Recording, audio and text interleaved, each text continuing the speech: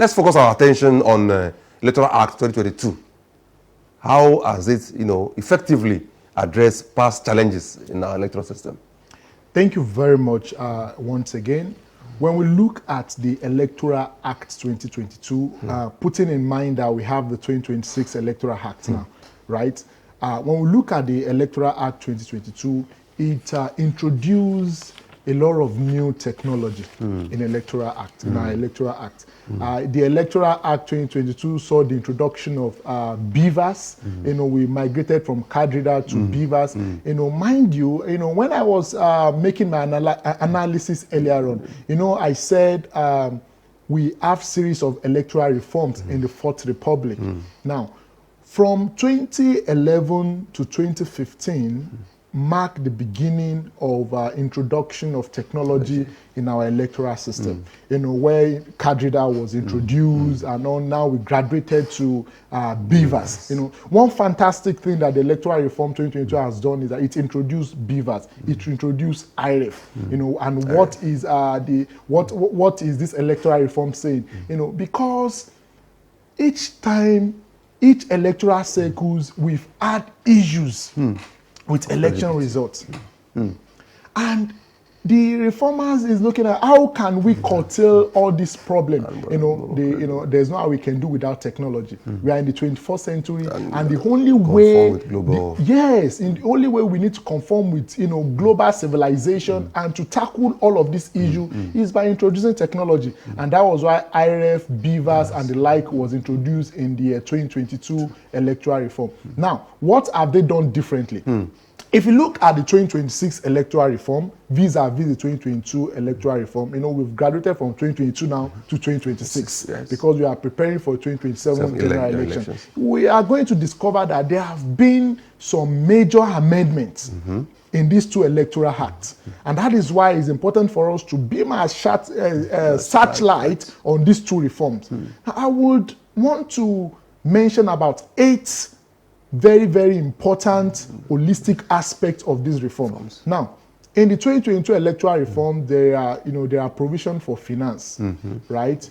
In 2022 electoral reform. Now, if we look at it vis-a-vis in the 2026 electoral reform, we will discover that the law states that funds should be made available for INEC 12 months before the election. But the 2026 Electoral Act has further reduced it to 6 months. So one will wonder what will happen to planning, what will happen to implementation, and considering how large, how difficult logistics can be in conducting election in Nigeria, one will wonder what happened. What could have informed from 1 year to 6 months now. So those are the issues that we need to look at. Now, aside from the issues, there are some beautiful recommendations, or there are some beautiful introduction in our Electoral Act 2026, which are not in the 2022 Electoral Act. And I think I would love to discuss about 8 aspects of this. I've mentioned about the issue of funding. Now, about finance. 2022 Electoral Act, 12 months, they reduced it to 6 months. What would have informed that? Considering how Nigerian factor. Exactly, Nigerian factor. The need for planning. And the need for planning, God bless you, the need for planning and logistics that involve in election. One wonder what informed that kind of decision. That's one. Number 2, let us look at the issue of the voters' registration process. We'll give it to the lawmakers, because they introduced the law and they make it more seamless. They've deployed more technology, and you don't need too much of documentation. What you just need for registration is your NIN and your birth certificate. And this is moving us towards having a national register, which is very, very good for our electoral system. And the third aspect in which I'm particularly encouraged and I'm impressed with is for the fact that we've graduated to a situation whereby you can even download your voter's card online on your portal, which is a very, very good one for our electoral system. The fourth aspect in which I want to look at is, if we look at the previous electoral reform 2022, it states that political party should at least before 180 days to election submit their candidate list to the umpire.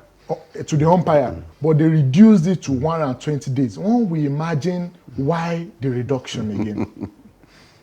Another aspect, which is the fifth aspect which I want to look at, is that in the Electoral Reform 2022, it states that INEC, at least 150 days before the election, should publish candidate lists for the general public. It was further reduced to 60 days. Now, we wonder why the reduction. Because if you look at in the history of Nigeria election, you can fact check me, up until the last general election, electoral materials were being imported, printed outside the country. But because of the days, which was given to INEC, the 150 days timeline, it allowed for local production. And you agree with me that until candidate list is being confirmed, preparation cannot start. So when we imagine what 60 days timeline, that's barely 2 months, will do in preparation of election of this magnitude. The sixth aspect I want to look at is the aspect of the IREF. The 2022 electoral reform, I said, introduced technology in our electoral system. But if you look at the 2026 electoral reform, one major thing, if you look at the snapshots in which was just played now, was the citizen clamoring for electronic transmission of results. That's true. Everybody wants electronic transmission of results. And everybody, let's have it. And everybody wants it to be mandatory. But the lawmakers in the law, they said it's mandatory, but there's a caveat to it, that in a situation whereby the system fails, they will rely on the manual result sheet. So you can see that politicians will always hide under that. So all of these, look at the issue of we also look at the issue of primaries,